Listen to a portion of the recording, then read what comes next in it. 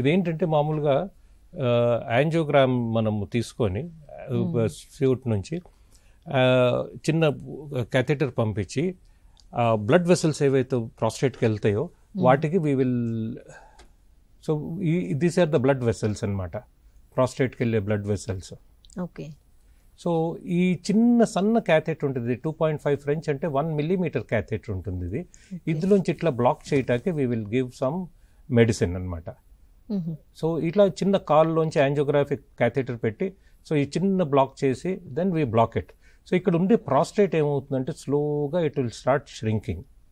So once it start shrinking then we proceed and then wait for the prostate to shrink. So ఇది ఏంటంటే we are for patients with high risk we can always do it.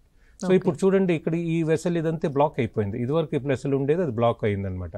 So angiogram ద్వారా ఒక 1 hour పడుతుంది, 1.5 hour, and 1 day stay అవసరం ఉంటే ఉంటుంది, లేకపోతే same day we can actually send them across. So prostatic artery embolisation is a newer modality today which is going to be effective over a long run.